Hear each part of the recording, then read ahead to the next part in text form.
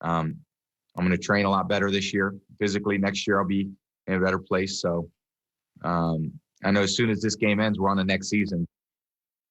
He's not quitting. Stop talking about it. Stop asking questions. If the player's not talking about it, they have no intention of it. I mean, you've known people in your life, your dad, your grandpa, your dad's friends, they're insurance agents. They're like 62. They're over it. They're going to sell their company.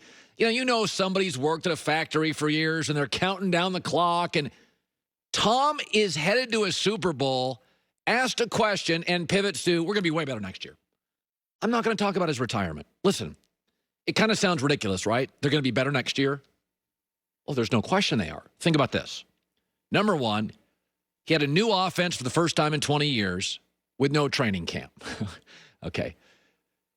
Leonard Fournette got there right before the season. Antonio Brown got there right in the season. And Tristan Wirfs, with no preseason, was a rookie at right tackle. The schedule's much easier. Remember, they're a wild card team. They don't play a number one schedule. No Kansas City Chiefs, no Green Bay Packers, and they face the NFC East. And add this, every quarterback's better second year in a system.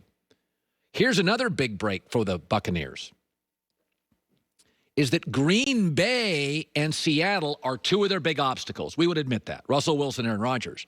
Well, let's talk about Seattle. Oh, Matt Stafford's now in their division twice a year. And Kyler Murray's getting better. Seattle's road is tougher in division. What about Green Bay?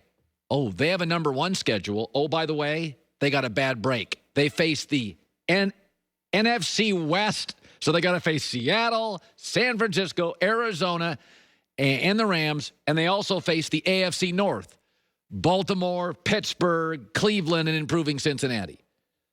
So it's very likely that Tampa Bay will be a number one seed, and I think certainly this morning all of you would acknowledge they're going to win the division. Carolina's still in a rebuild. Atlanta's kind of in a rebuild. And New Orleans has no Drew Brees, not sure who's going to be quarterback, and way the hell over the cap, so they're going to move pieces. Add the fact that Jason Light, the general manager for the Bucs, unlike Belichick, is a great draft weekend guy. He has hit home run after home run in the draft. Listen, I know all you Brady haters don't want to hear this, but he signed a 2-year deal, and they are a mile ahead of where we thought they would be. They're ahead of the plan. They're one of 4 rosters in the NFL, maybe 3. They don't have a hole. I looked at mock drafts last night on Tampa. Their first pick, it's a defensive lineman. Their defensive line's already amazing. That's just more icing on the carrot cake. It's like they don't need it.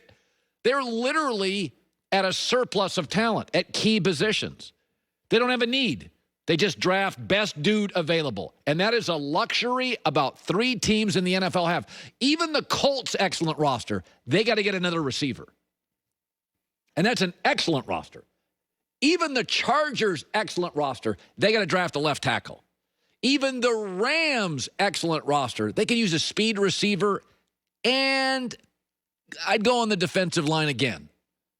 So I'm just not going to talk about retiring for players when they don't talk about it. Breeze did, Favre did, Ben does, so I do. Phillip Rivers does, so I do.